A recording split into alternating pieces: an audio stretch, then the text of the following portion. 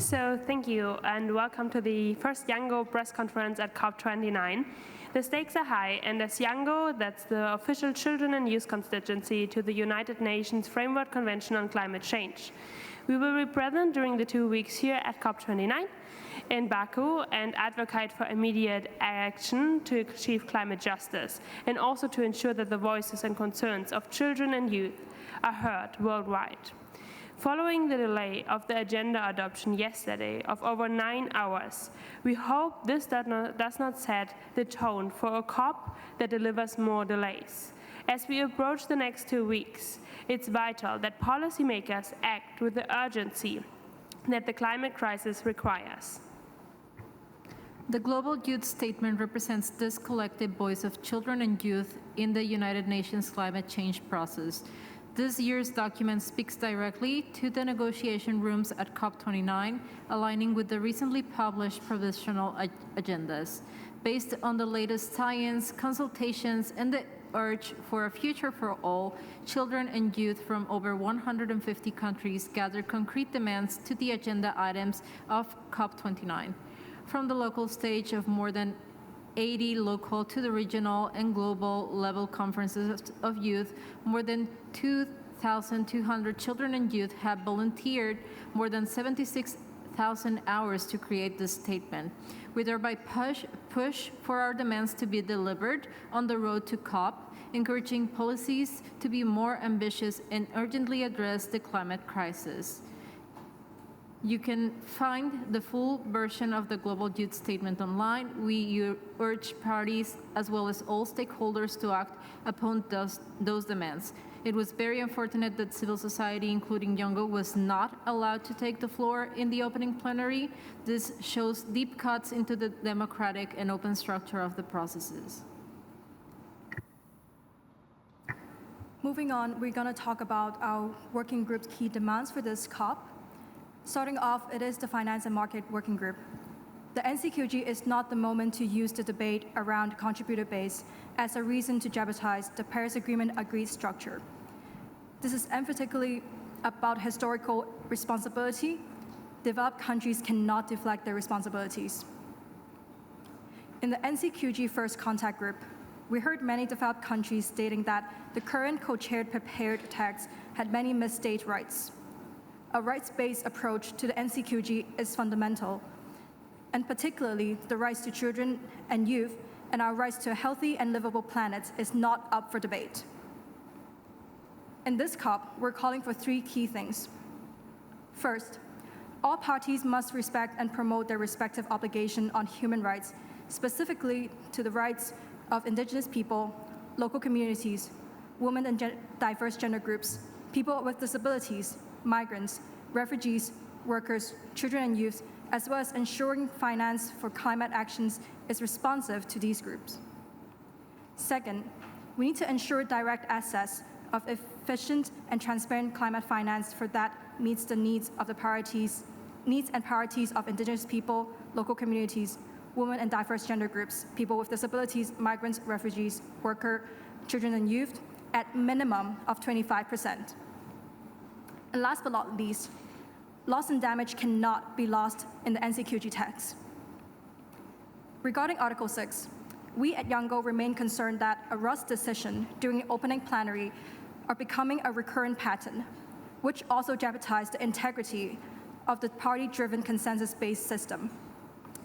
In the upcoming negotiations, party must develop a transparent and robust infrastructure for Article 6.2 and ensure all units trade under Article 6.2 and 6.4 are real, verified, additional, and net zero aligned.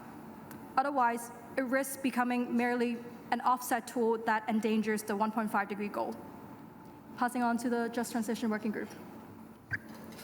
Relating to international solidarity and justice, YOUNGO welcomes the willingness of parties to discuss trade measures related to climate change in the UNFCCC. However, as observers, we are deeply concerned with the intended format of these discussions. Limiting the consultations with the presidency makes it impossible for non-party stakeholders to engage in the significant debate, therefore undermining the principle of procedural justice. International cooperation sits at the heart of collective climate action to meet the goals of the Paris Agreement. A global just transition entails accounting for cross-border implications of policies, including trade measures. Parties must enact ambitious policies to reduce emissions both at home and in their supply chains. But this must not be done in a way that does create injustices elsewhere. Regarding to gender equality, gender and the climate crisis are naturally intertwined. This is not only the finance COP, but the gender COP. We urge parties to prioritize gender equality across all climate negotiations and policies while incorporating intersectional approaches. In COP29, we as children and youth call for gender-responsive frameworks in national climate plans, educational initiatives engaging males on gender-specific challenges, support women-led initiatives, inclusive market systems, children and youth engagement, and equal representations of all gender in decision-making processes. We strive to see the outcome of COP29 highlight the importance of women's roles in climate action, gender-inclusive COPs, and policies addressing systemic barriers, and gender-based violence, including healthcare and emergency response mechanisms to protect women and girls in climate-vulnerable regions.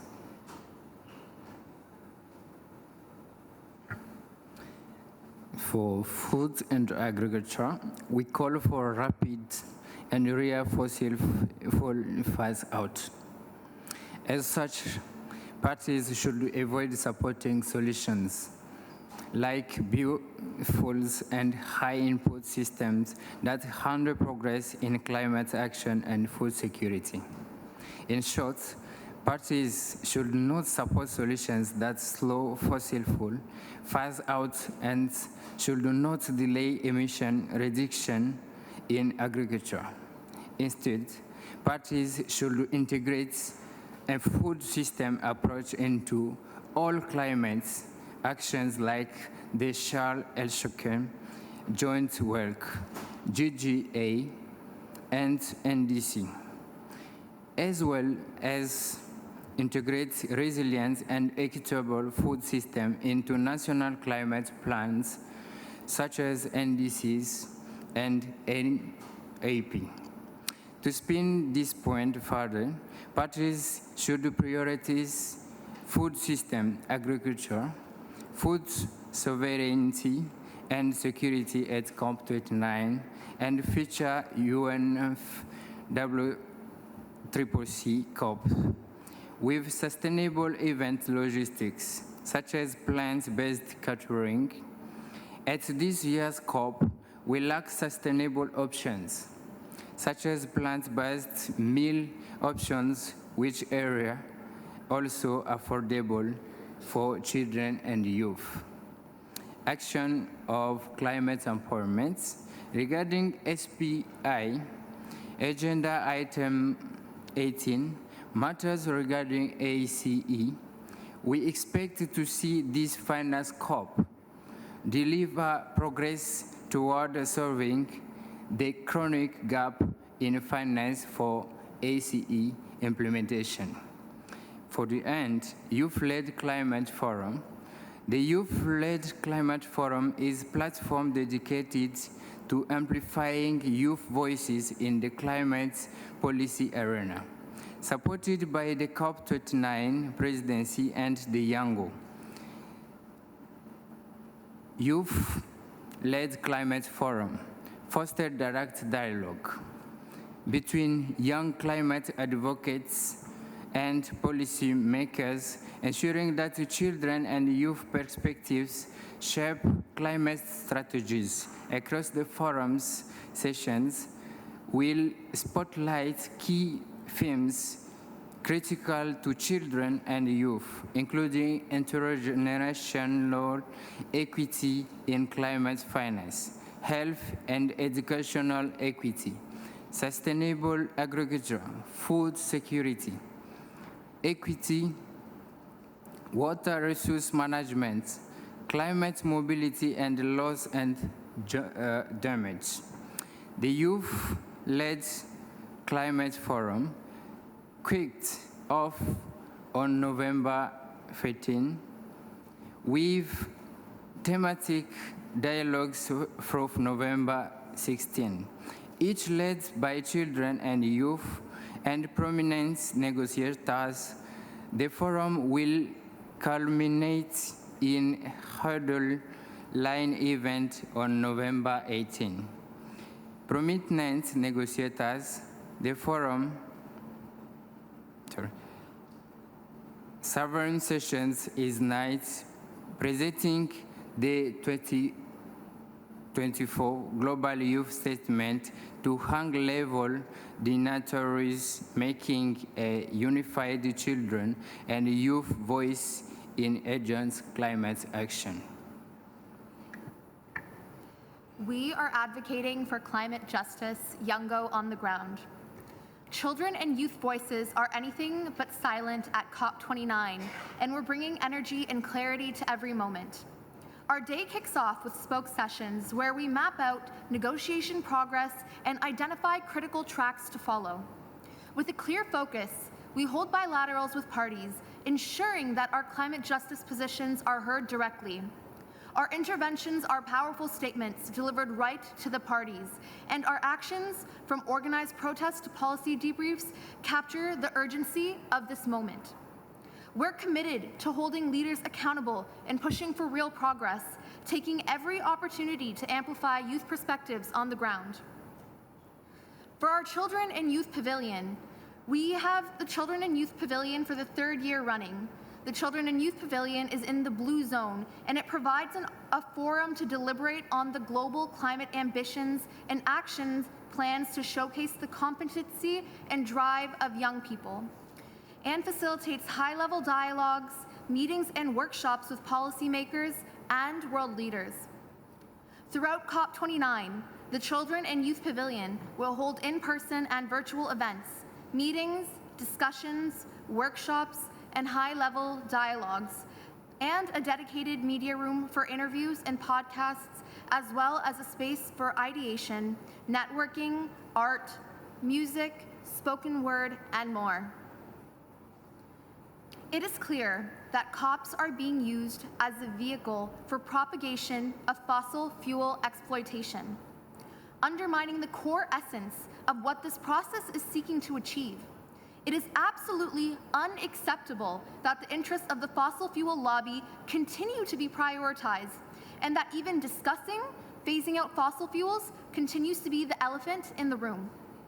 Those who host the COPs have demonstrated that they will use the meetings as an opportunity to do deals, and these conflicts of interest must once and for all be removed from holding back progress any further. You would not invite the tobacco lobby to the World Health Organization, and we must stop bringing the fossil fuel lobby here.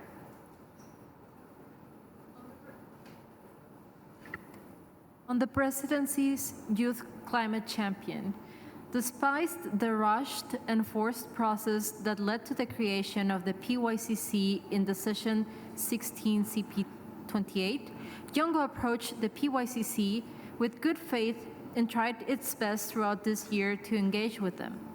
Unfortunately, several challenges still remain for this role to truly empower children and youth engagement.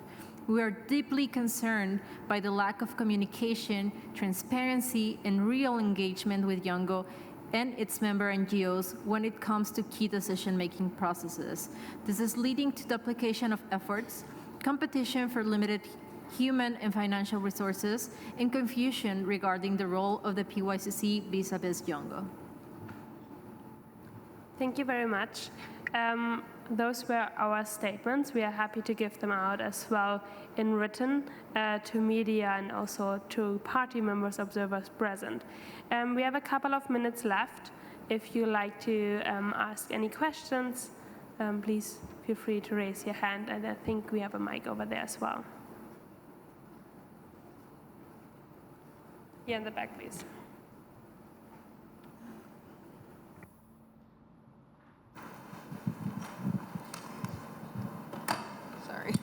Thank you. you. I'm just wondering what the youth's position is on the fact that there's fewer leaders here this year, and if you can speak to any concerns or hopes that you have for this COP.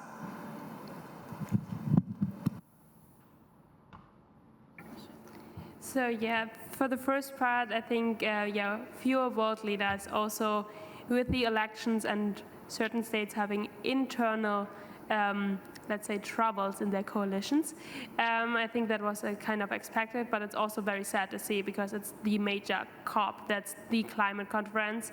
That's the international event where climate crisis and all its aspects get addressed. And if you don't show up, it clearly shows if it's important to you or not.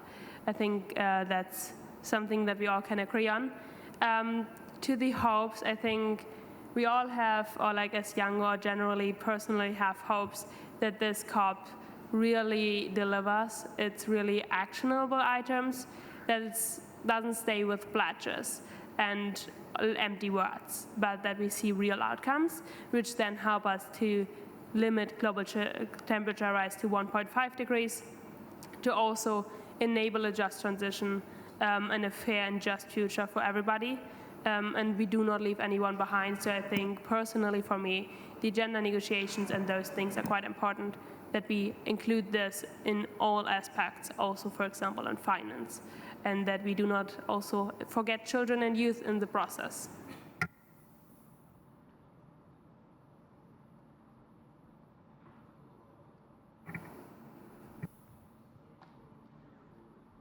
Hi, thank you very much. This is Shomo from Plan International. We actually support what you just said.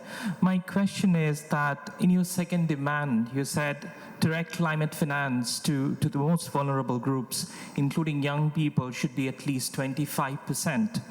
Our research suggests this is just 1.2% at the moment. Are there any specific recommendations, or how would you want to take this demand forward of 25%? Thank you.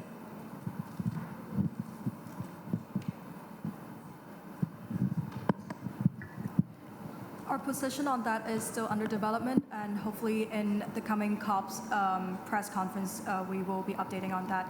And if there's any update on our position and our recommended procedures on that, we will be communicating through our press release as well. Thank you for your question.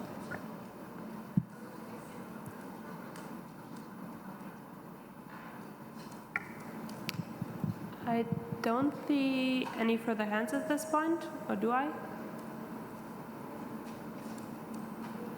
If somebody has a question, we are also happy to address this bilaterally outside of the room. And with that, I guess we finish on time. Thank you very much for joining this press conference, and stay updated with YOUNGO.